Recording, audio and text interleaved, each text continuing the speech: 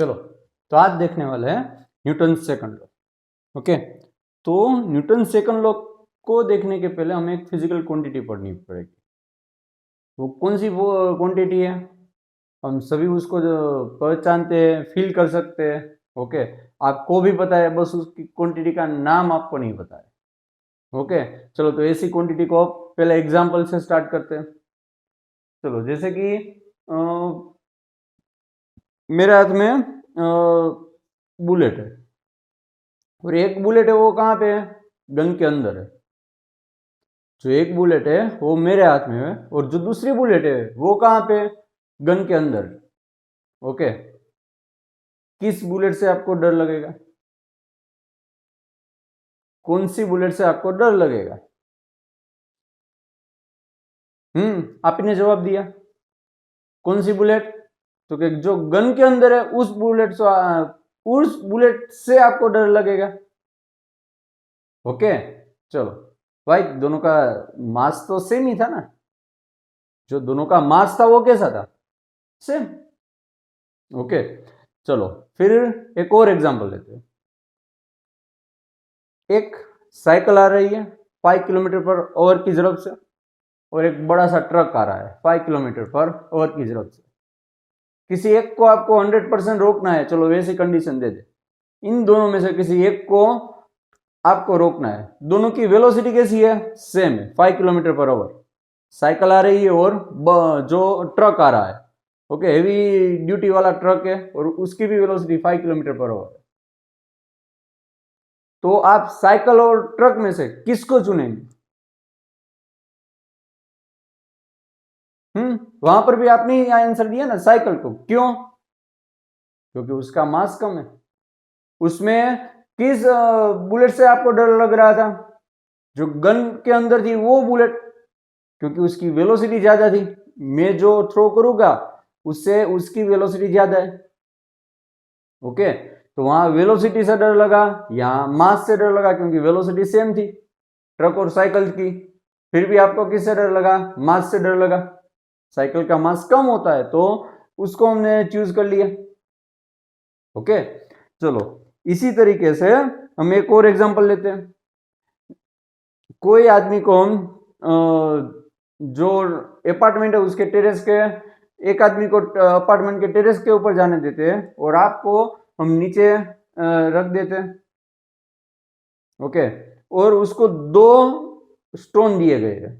कितने स्टोन दिए गए हैं? 2 स्टोन दिए गए हैं।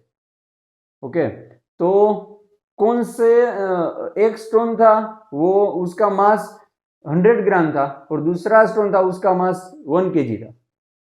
ओके, अब दोनों में से एक को कैच आपको करना ही है, 100% कैच करना है। आप किस स्टोन को चूज करेंगे? आप 100 ग्राम वाला स्टोन है उसको चूज करने वाले। ओके, चलो फिर एक और एग्जांपल लेते हैं। जैसे कि ओके, तो उस एग्जांपल क्रिकेट का है। ये एग्जांपल क्रिकेट के ऊपर का है। तो कई बार जो नया प्लेयर होता है वो बाउंड्री पे खड़ा है और कैच करने के लिए जा रहा है। ओके, बट वो सडनली उस बॉल को कैच करने की ट्राई करता है, तो उसको ज्यादा फोर्स लगाना पड़ेगा, क्योंकि उसको सडनली एट दैट इंस्टेंट ही want to catch the ball. और जो मजला हुआ, जो सुलझा हुआ खिलाड़ी है, यानी जो एक्सपीरियंस खिलाड़ी है, वो क्या करेगा? उस को कैच करने के लिए थोड़ा टाइम लेगा, नीचे की तरफ लेके आएगा बॉल को। ओके, यानी जो एट एन इंस्टेंट कैच करना है और थोड़ा टाइम लेना है। ओके, उसमें फोर्स कम हो जाएगा। ओके, तो वो जो अनएक्सपीरियंस प्लेयर है उसको कई बार इसीलिए चोट लगती है, क्योंकि ज्यादा फोर्स उसको अप्लाई करनी होगी उसको कैच करने के लिए। ओके, चलो एक और एग्जांपल लेते हैं। यहां तो सभी जगह हमने लीनियर मोशन की बात की, अब रोटेशनल मोशन की बात करते हैं। इरेजर लिया, इरेजर को किसके साथ टाइट किया? एक डोरी के साथ टाइट किया, और अब उस इरेजर को आप घुमाओ।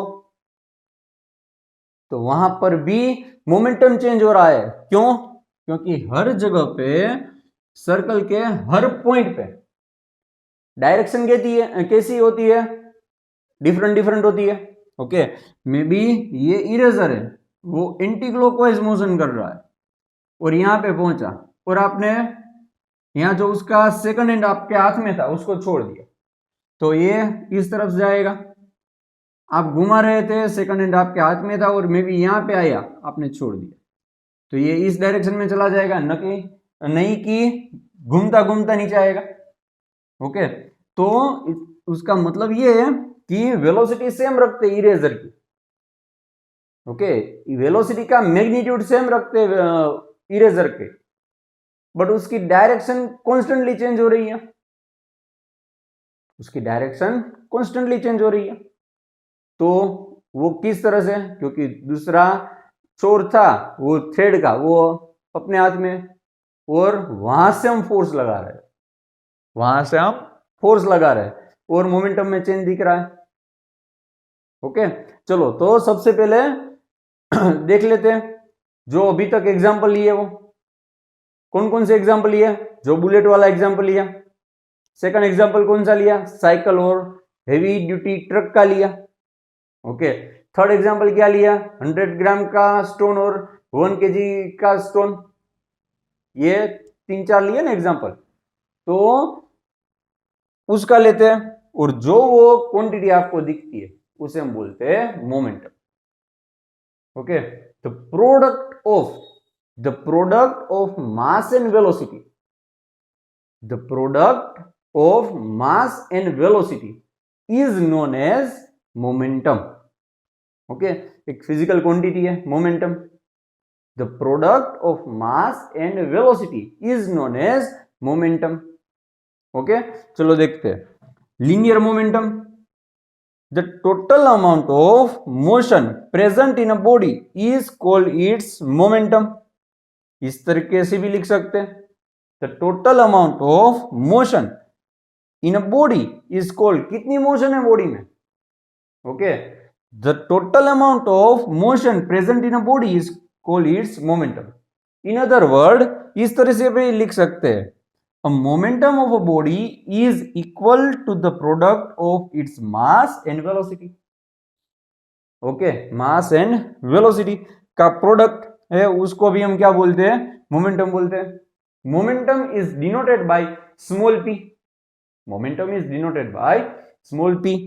ओके, तो फिजिकल क्वांटिटी है, उसका यूनिट भी होगा momentum is equal to mass into velocity लिख सकते हैं। तो ये यूनिट कौन सा होगा? तो भाई मास का यूनिट कौन सा होता है? केजी, और वेलोसिटी का यूनिट कौन सा है? Metre per second. ओके, सो केजी मीटर पर सेकंड, तो KG metre per second. Okay, चलो फिर डायमेंशनल फॉर्मूला लिखते हैं। केजी रेस टू 1 होगा, so M race to 1, metre race to 1 होगा, सो लेंथ रेस टू 1, और सेकंड रेस टू 1 है, सो time race to -1, क्योंकि सेकंड रेस टू 1 डिनोमिनेटर में ऊपर चला जाएगा तो इनवर्स हो जाएगा, so m1 l1 t-1। Okay, m raise to 1 t raise l raise to 1 ने t रेस टू -1। ओके, चलो, it is a vector quantity and its direction is in the direction of velocity of the body. Okay, ये एक vector quantity है, और momentum की direction कौन सी होगी? जो वेलोसिटी की डायरेक्शन है वही डायरेक्शन मोमेंटम की होगी। तो यहां तक हमने जो बात की वो मोमेंटम की बात की है। ओके, ये एक फिजिकल क्वांटिटी है जो न्यूटन के सेकंड लॉ ऑफ मोशन को पढ़ने से पहले हमें पता होनी चाहिए। हमें पता भी थी क्योंकि उस एग्जाम्पल के सही आंसर आपने दिए। कोई पढ़ाने के लिए आया था आपको? नहीं आया था, फिर भी आपको पता था, बस नाम नहीं पता था। ओके, तो कई सारी फिजिक्स हमें मिलती है हमारे आसपास जो हमें पता होता है, बट हमें पता नहीं होता कि ये फिजिक्स है। ओके, चलो, तो वैसी एक क्वांटिटी हमने मोमेंटम को पढ़ा। चलो, तो अब आते हैं Newton second law of motion. अब हम आते हैं Newton second law of motion पे। तो चलो उसका भी एग्जांपल लेते हैं पहले, फिर बाद में वहां पे आते हो।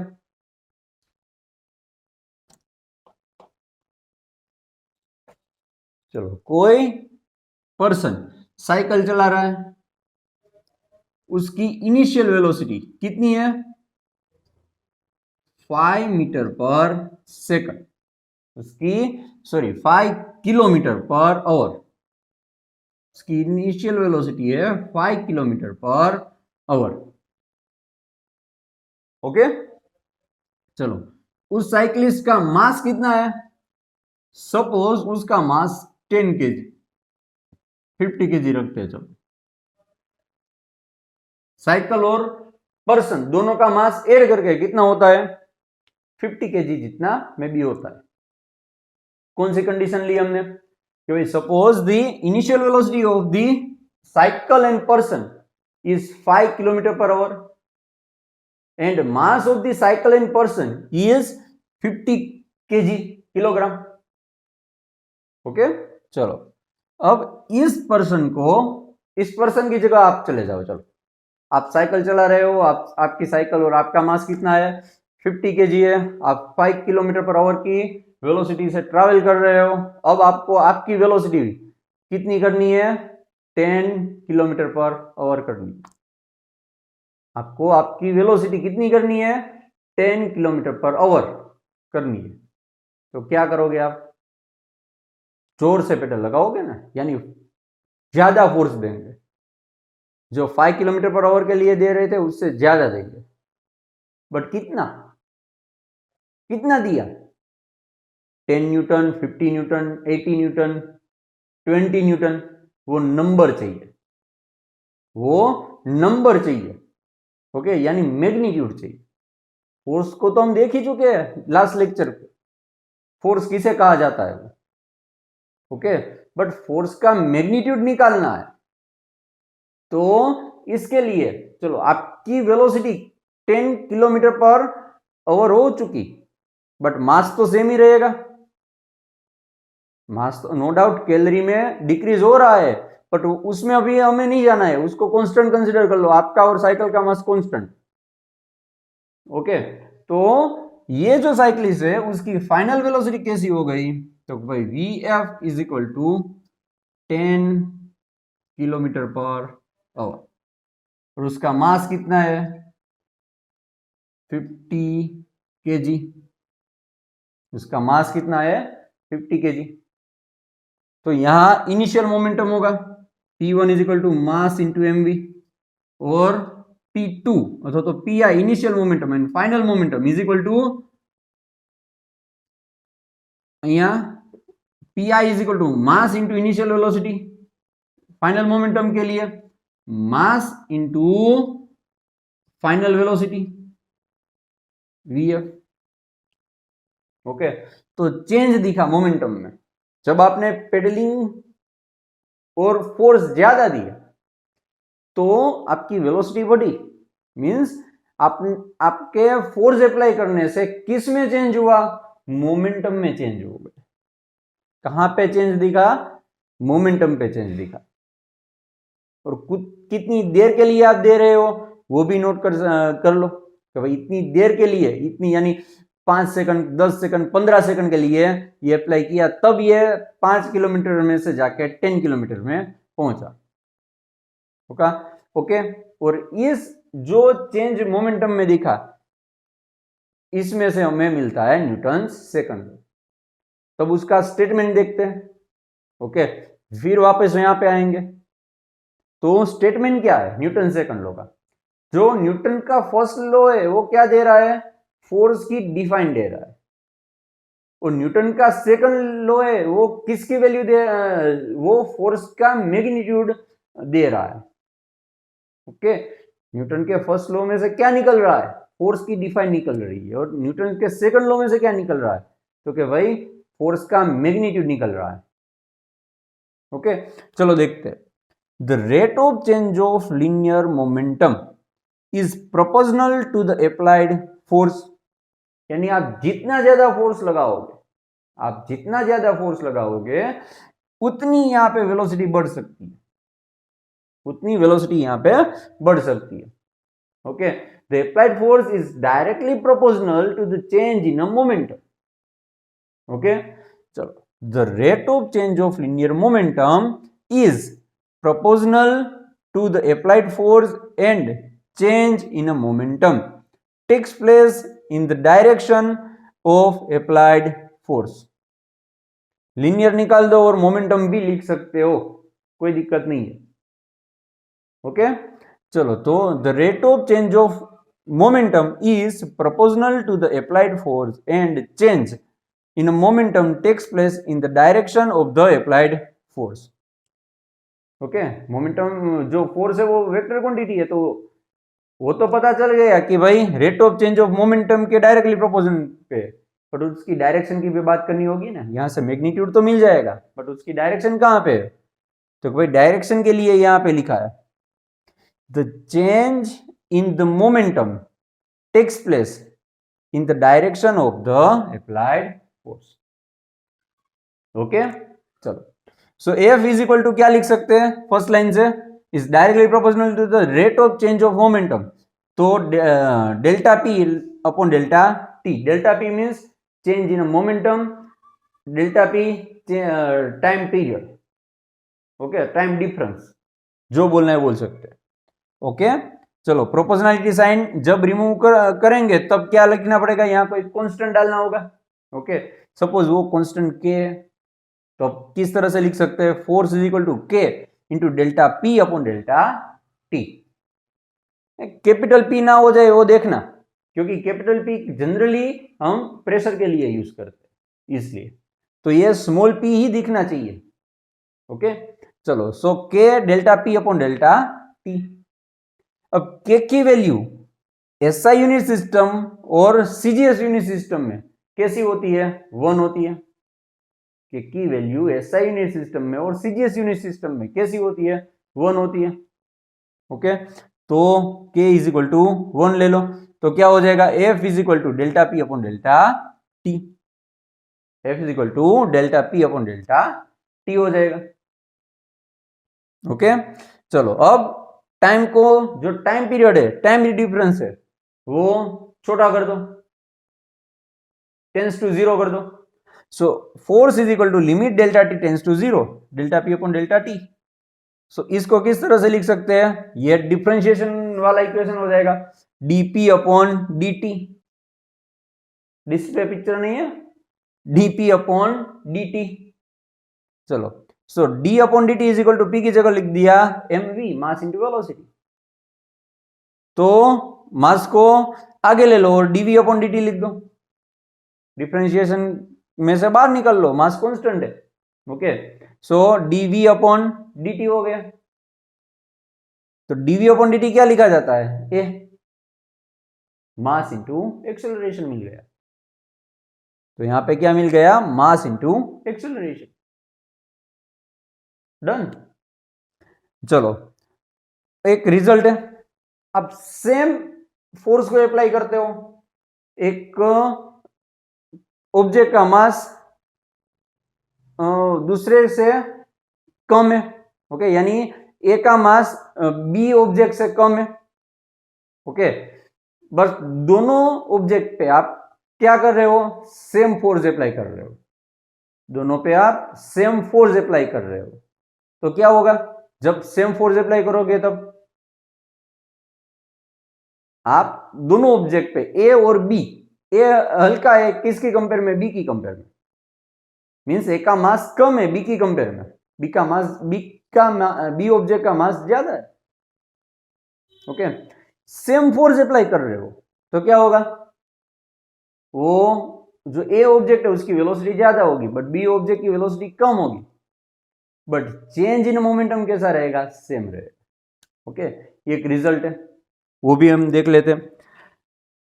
The same force for the same time causes the same change in momentum for different bodies.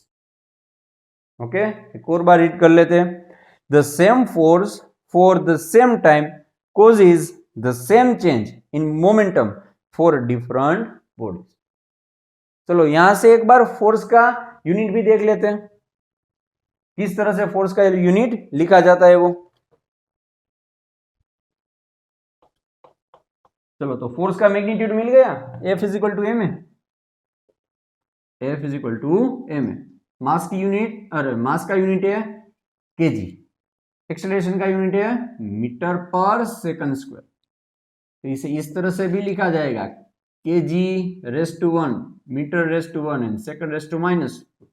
So the dimensional unit is mLT, m raised to 1 mass यानी kg, kg raised to 1 so mass raised to 1, meter raised to 1 so length raised to 1, second raised to 2 तो time raised to 2।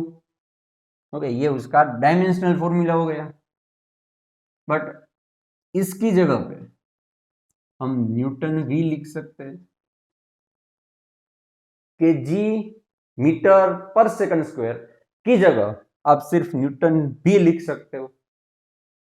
Okay, but ये याद रहना चाहिए, क्योंकि जब ये आपको याद नहीं रहेगा तो आप सम में कन्वर्जन किस तरह से करोगे।